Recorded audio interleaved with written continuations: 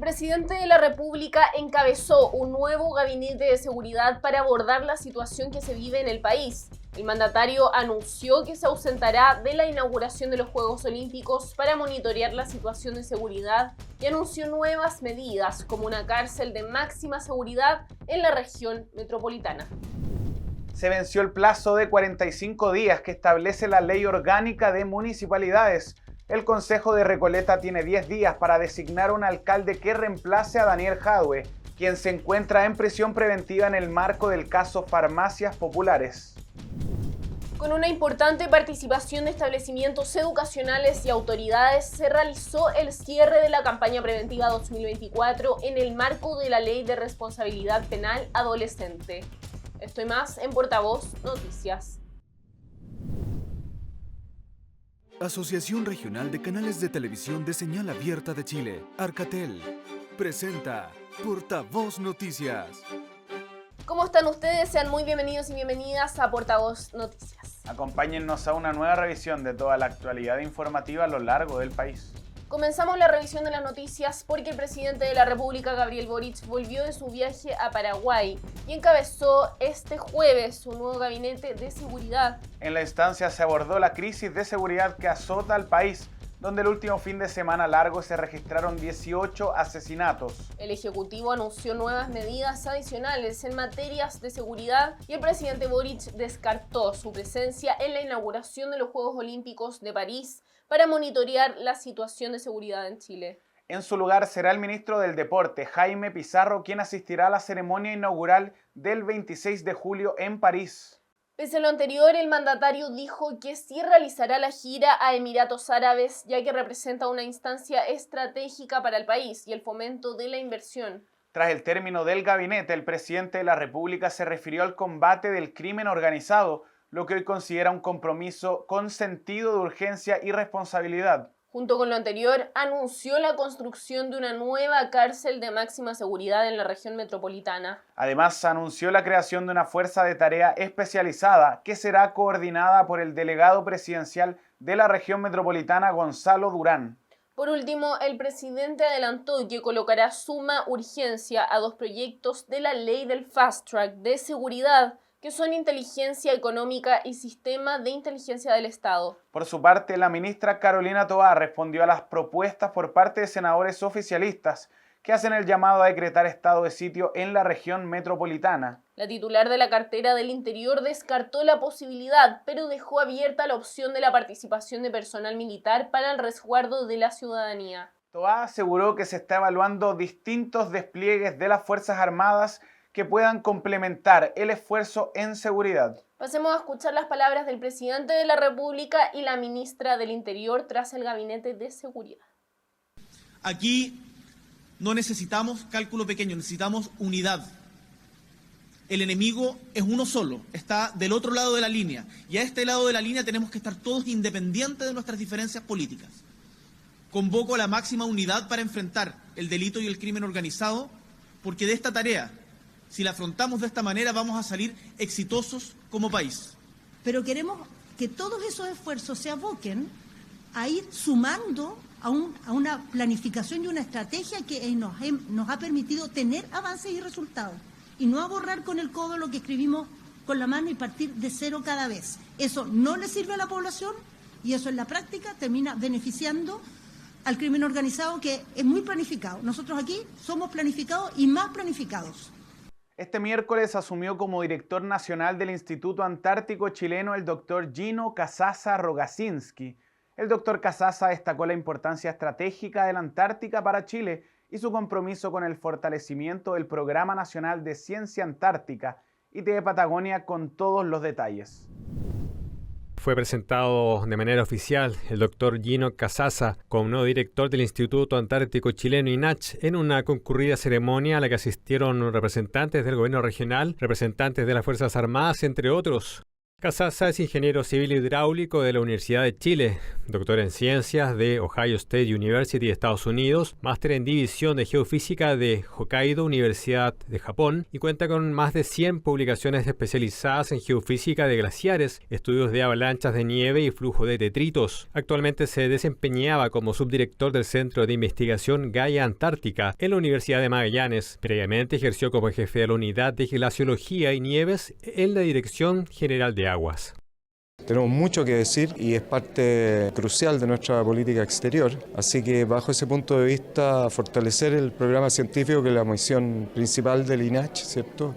Y asesorar al Ministerio de Relaciones Exteriores y a otras instituciones, tanto gubernamentales como no gubernamentales, y colaboración internacional son los hitos y estamos frente a muchos temas especiales, la inauguración incorporación del rompehielos de la Armada, está también el plan del Centro Antártico Internacional que cuenta con el apoyo directo del Presidente de la República, así que he sido encomendado por el mismo Presidente de la República, el Canciller, la Subsecretaria, para seguir fortaleciendo la labor del INACH. La INACH cumple un rol fundamental. Bien se sabe, como lo ha dicho nuestro presidente Gabriel Boric, que mira con especial atención la soberanía y el posicionamiento de nuestro país en territorio antártico y dentro de la Antártica la INACH, con toda la investigación y capacidades que tiene, juega un rol fundamental en este continente ciencia y paz. Como parte de los siguientes proyectos asociados al continente blanco, se puede mencionar la construcción de un nuevo muelle para Bahía Files por 23.000 millones de pesos, las obras del aeródromo Teniente March por cerca de 1.000 millones de pesos para mejoramiento de pistas. También los proyectos que se pretenden realizar en la base Carvajal dentro del Círculo Polar Antártico, por lo que la infraestructura que se pueda proveer desde el Estado de Chile y el rol que juega el INACH en dicho lugar puede resultar fundamental. En alerta técnica amarilla se encuentran el Cordón Caulle y el volcán Villarrica, según la información entregada por el Servicio Nacional de Geología y Minería Serna-Geomin. Se estrechará la vigilancia de la actividad volcánica en el sur del país. Vértice Televisión con toda la información en la siguiente nota. En alerta técnica amarilla están el Cordón Caulle y Volcán Villarrica, de acuerdo con datos entregados por el Servicio Nacional de Geología y Minería Serna-Geomin. En el primero de los nombrados, es decir, el Caulle, se ha identificado un leve descenso en su actividad detectada hace algunas semanas. Con relación a la actividad reciente del complejo volcánico Puyehue Cordón Caulle, se destaca que la sismicidad es menos recurrente comparada con semanas anteriores.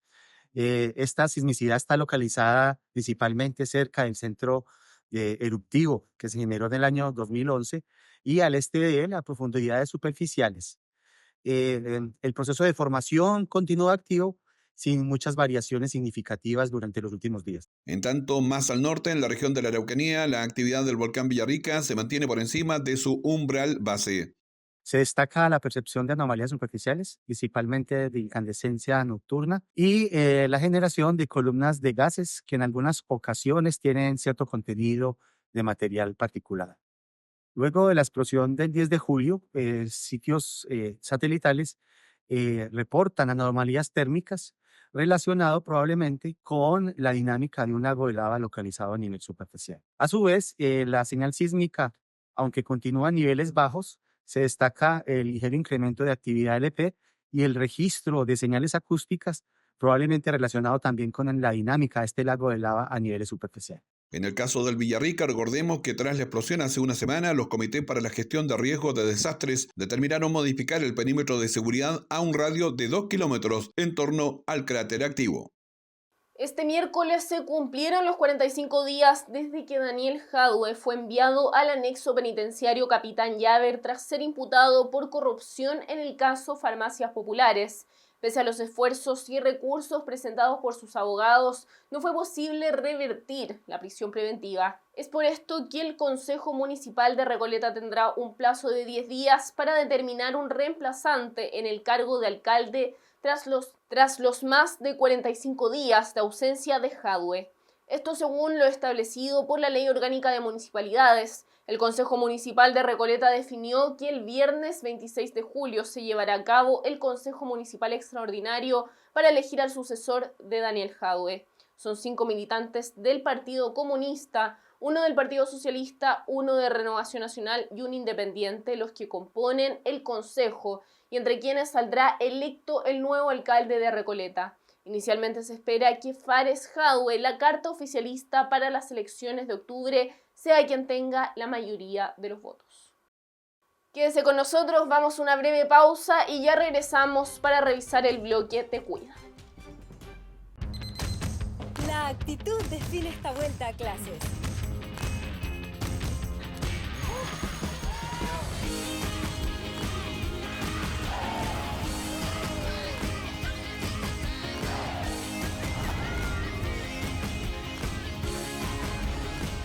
Este 2024 volvamos a clases. La asistencia escolar nos compromete a todas y todos.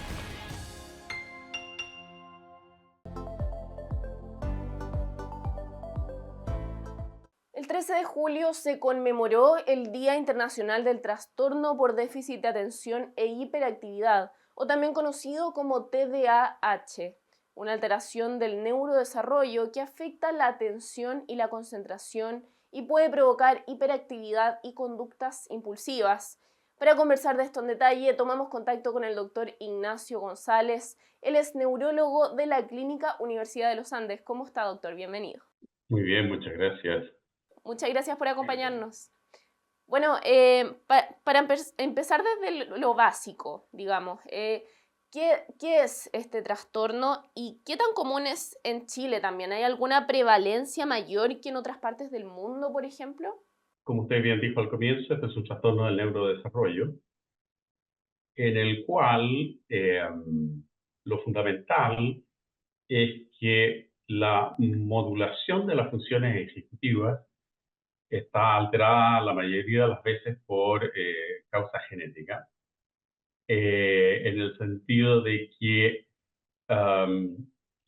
por decirlo de alguna manera, el director de orquesta de las funciones cognitivas es el desordenado.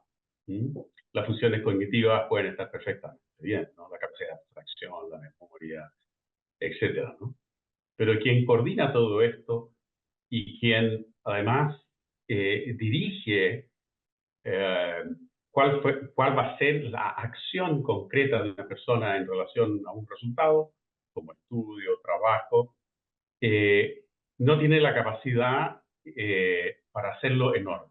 Respecto de la prevalencia, en el adulto, estudios muy estrictos, digamos, en cuanto a criterio diagnóstico, hablan de un 4% de la población. Pero todos los que nos dedicamos a eso sospechamos que es mucho más alto. Puede llegar a estudios de hasta un 15%.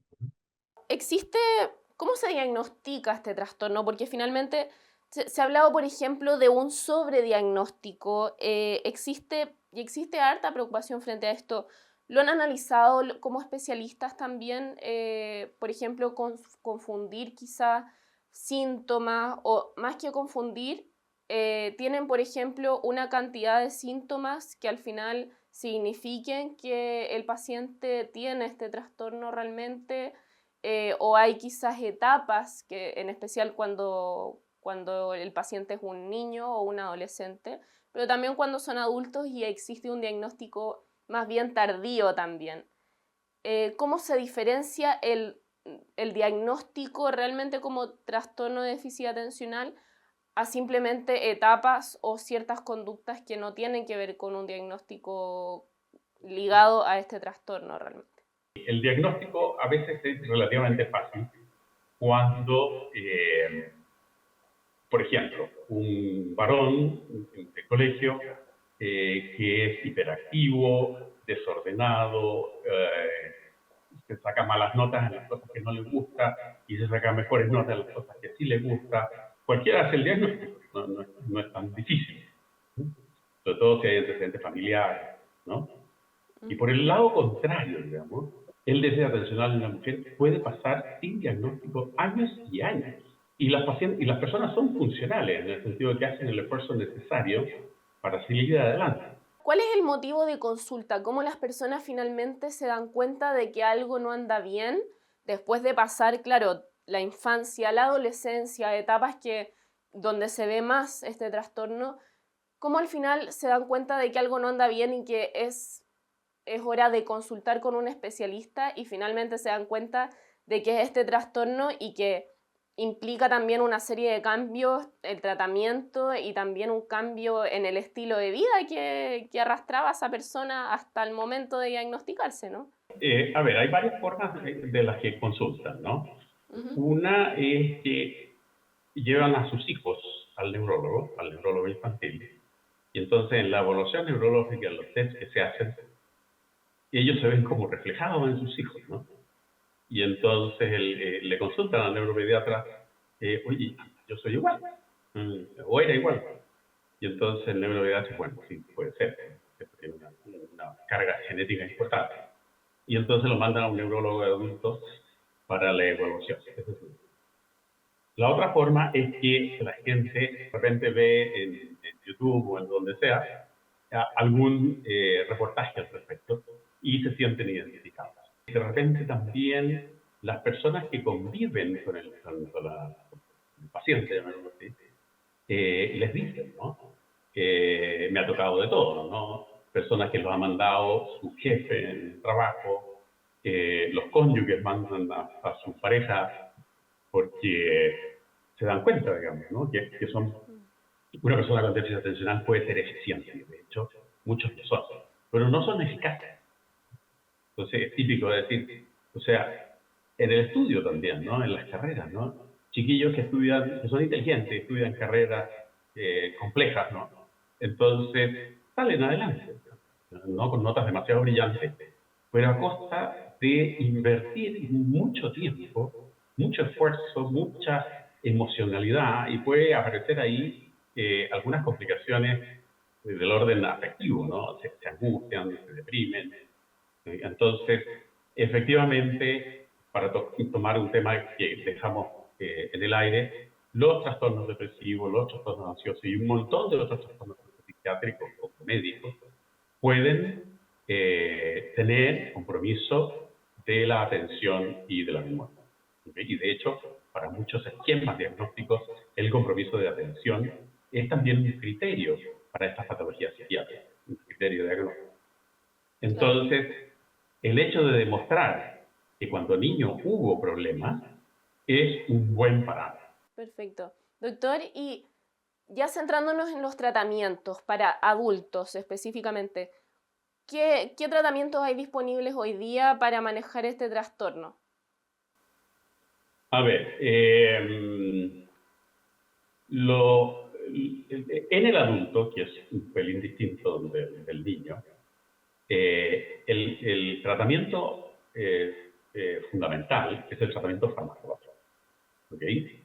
Que debe hacerse también con un tratamiento de terapia cognitivo-conductual, que a su vez lo pueden hacer los psicólogos, los terapeutas ocupacionales, pero lo fundamental es el tratamiento farmacológico, porque corrige el tratamiento farmacológico el defecto bioquímico que asienta en la sinapsis de este sistema que modula las funciones ejecutivas. Entonces, por decirlo de alguna manera, esta zona está apagada espontáneamente o semi-apagada en la persona con déficit atencional. Y se puede despertar, digamos, espontáneamente con intereses muy localizados, digamos. Por ejemplo, no sé, jugadores de fútbol o el torneo de lo que sea, o algún tema concreto. Pero no funciona así para todos. Entonces puede haber un chiquillo que le vaya muy bien en matemáticas, por ejemplo, pero historia, reprueba historia. Claro. Y no es por problemas cognitivos, es un problema, como digo, de la modulación de las actividades cognitivas y ejecutivas. Entonces, los tratamientos disponibles lo que hacen actualmente es mejorar por mecanismos farmacológicos que no es el caso detallar, la transmisión dopaminérgica en este circuito en concreto. Y entonces, de esta manera, los pacientes mejoran, pero muchas veces de manera automática. Les cambia la vida. Entonces, de ser una persona que arrastra el poncho laboralmente y tiene que trabajar los fines de semana, de repente lo hace todo bien, no tienen que corregirlo y tiene los fines de semana libres, o sea que es verdaderamente, o sea, les cambia la vida. Claro. Y doctor, ya centrándonos también en el ambiente de los pacientes, ¿cómo sus cercanos podrían ayudar y colaborar en este tratamiento también? Quizás, por ejemplo, entender un poco más que de repente hay que respetar, o sea, hay que respetar un proceso, y en especial en los adultos que, claro, se topan con este diagnóstico de un día para otro ya siendo un adulto funcional. Entonces, ¿cómo las personas cercanas a ese paciente pueden colaborar con este tratamiento también? Bueno, lo importante es que conozcan de qué se trata, ¿no? Porque en general, cuando hay una persona que convive con otra y uno de ellos tiene déficit funcional, es descalificado. Que eres floja, que no te organizas, y así un montón de cosas, porque efectivamente es difícil para ellos ir al supermercado, ¿no? Y hacer la compra de vida no es tan fácil cuando una persona tiene dificultad en la jerarquización. Claro. Entonces lo primero es comprender, querer a la persona y bueno, y tratarla, porque realmente, insisto, el tratamiento probablemente sea de los tratamientos más eficaces que hay en la medicina interna, ¿no? Incluida la neurología, por supuesto, ¿no? Es realmente espectacular el porcentaje de pacientes que mejoran totalmente. Si el tratamiento está bien diseñado, y yo insisto mucho ahí, el diseño no es llegar y, bueno, persona con déficit atencional, ya, este es. No. Hay que hacer muy buen diagnóstico de las comorbilidades, no solo psiquiátricas, sino que cardiovasculares. Porque los tratamientos pueden causar dificultades si la persona tiene un problema en el corazón, sobre todo de arritmia. Si una persona tiene arritmia, se puede empeorar, ¿no? Y abro una pequeña ventana, digamos. Está muy de moda también que la gente se invite o pruebe, ¿no? Para una evaluación en la universidad, una persona que tiene el tratamiento le invita a la otra, mira, prueba esto y te va a ir. Claro. He visto también que papás prueban los tratamientos de los niños. Eso es peligrosísimo. Incluso hay descrito muerte. Si no hay una evaluación médica de por medio. No que sea muy frecuente la muerte, pero igual, ¿no? Una persona que tiene arritmia grave, toma el remedio de su hijo, la puede pasar muy mal. Entonces tiene que haber una evaluación médica antes de iniciar el tratamiento. Pero a su vez, en la persona en concreto, debe diseñarse el tratamiento de acuerdo a sus comorbilidades, a su situación laboral, a su situación académica, a su peso, por ejemplo, ¿no? En la mayoría, o sea, todos estos medicamentos pueden hacer una disminución del apetito, ¿no? Entonces, si una persona es delgada, o muy delgada, toma estos tratamientos, también puede haber inconvenientes por ese lado, ¿no? Entonces, hay que diseñarlo persona a persona según su situación y su comorbilidad. Para ir cerrando, realmente este trastorno podría de alguna manera ser, se podría curar de alguna forma o los tratamientos hay que mantenerlos hasta el final de los tiempos finalmente, como hay que mantener un chequeo, por ejemplo, cada cierto tiempo, quizás una vez al año. Claro, a ver, el tratamiento en realidad es para toda la vida, al menos toda la vida laboral, o si hay dificultades familiares, para toda la vida, mientras el corazón no acuse réciproco, ¿okay? Yo tengo pacientes de 75 años de tratamiento, es de los más antiguos, por decirlo de alguna manera, ¿no? Porque este trastorno del desarrollo no se mejora.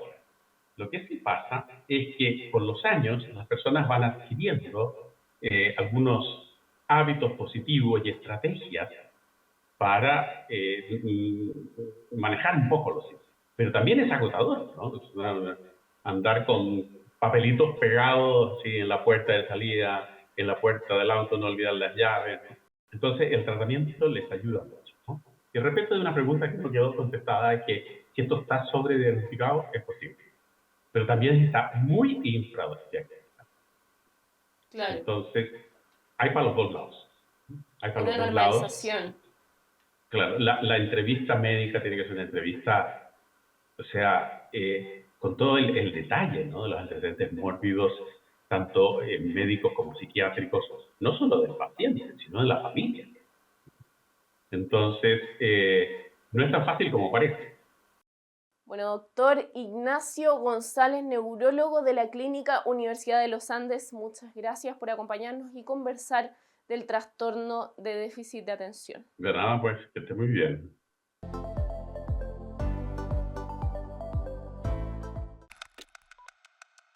Aguanta.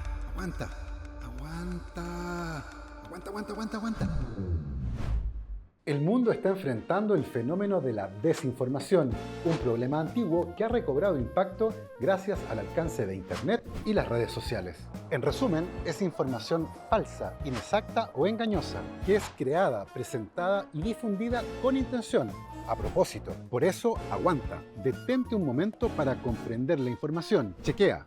Revisa quién dice la información y no te quedes solo con el titular. Revisa su fuente y si es un medio confiable. Chequea su autor y la fecha de publicación. Y luego de que sepas que es una noticia comprobable, comparte en tus redes sociales, en tus grupos familiares o con quien tú quieras. La desinformación es un problema real y nos afecta a todos y todas.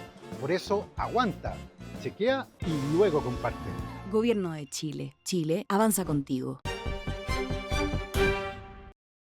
Con una importante participación de establecimientos educacionales y autoridades, se realizó el cierre de la campaña preventiva 2024 en el marco de la Ley de Responsabilidad Penal Adolescente, la cual busca informar y concientizar a los estudiantes sobre la responsabilidad por infracciones a la ley penal. Lo revisamos en la nota de BTV. En el Salón Municipal de la Ciudad de los Andes se celebró el cierre de una exitosa campaña preventiva sobre la Ley de Responsabilidad Penal Adolescente, la que durante 3 meses se enfocó en trabajar junto a los jóvenes desde séptimo básico hasta segundo medio de diversos establecimientos educacionales de la comuna, con el objetivo de informar sobre la Ley 20.084, sensibilizar y concientizar sobre sus derechos, deberes y las múltiples alternativas de acción en su vida diaria para prevenir actos que puedan ser considerados como delictuales. La idea es enseñarles a los niños que desde los 14 años tienen una responsabilidad penal, que se va a aplicar esta ley 20.084, responsabilidad penal adolescente, para que sepan qué conductas van a ser catalogadas como delito y a qué penas se podrían enfrentar en el caso de cometer una acción, una mala decisión, que hoy en día es tan simple cometerlo. Tuvimos muy buenos resultados porque los alumnos de alguna manera educadamente participaron, hubo mucho respeto, ellos internalizaron la información, porque a veces cuando se dan charlas de esta categoría, los alumnos escuchan educadamente, pero después se olvida. Pero en este caso se realiza de tal manera que se internalice la información y se da de una manera tan práctica para que más que aprender de memoria los conceptos, se pueda practicar de manera diaria. La ceremonia contó con la participación activa de autoridades locales, profesores y alumnos, a quienes durante el evento se les reconoció su esfuerzo y compromiso a través de una entrega de diplomas, destacando así el trabajo colaborativo y la reflexión conjunta sobre temas fundamentales para su desarrollo. Fue positiva, prestaron bastante atención en ese momento, tenían hartas dudas, algunos quedaron un poco impactados con la información también porque vieron algunos videos, entonces el asimilar que ya están dentro de la edad para asumir algunas responsabilidades fue un poco impactante para ellos. Esta capacitación que se le entregó a los muchachos les permite eso, tener el conocimiento, tener la habilidad para pensar antes de actuar y poder responder de una manera un poco más educada, ¿cierto?, con antecedentes para poder tomar una buena determinación y no cometer errores. Este es el momento justo, hace un año atrás que nosotros anunciábamos dentro de 10 medidas contra todo lo que estaba pasando en el ámbito de la delincuencia, y obviamente que en ese sentido lo que tiene que ver con la ley de responsabilidad penal adolescente era uno de los temas más sensibles, y por eso se capacitó, se sensibilizó, y lo que hacemos hoy día es un reconocimiento a todos quienes colaboraron en este gran tema. Esta campaña buscó fortalecer la convivencia escolar y prevenir el delito a través de charlas que incluyeron temas valóricos y legales, promoviendo espacios de diálogo e interacción donde los estudiantes pudieron resolver dudas y trabajar en equipo. La iniciativa subrayó la importancia de comprender que a partir de estas edades, los jóvenes están sujetos al sistema penal y sus consecuencias, instancia que dejó una impresión positiva, evidenciando un trabajo que espera perdurar en el tiempo, promoviendo un entorno escolar sano y seguro. Y con esto damos por finalizada la revisión de las noticias de esta jornada. Recuerden que la información de las regiones la pueden encontrar en nuestra página web www.portavoznoticias.cl. Nos despedimos y recuerden que también nos pueden encontrar en las redes sociales. Muchas gracias por acompañarnos y nos reencontramos en una próxima edición de Portavoz Noticias. Nos vemos. Asociación Regional de Canales de Televisión de Señal Abierta de Chile, Arcatel, presentó Portavoz Noticias.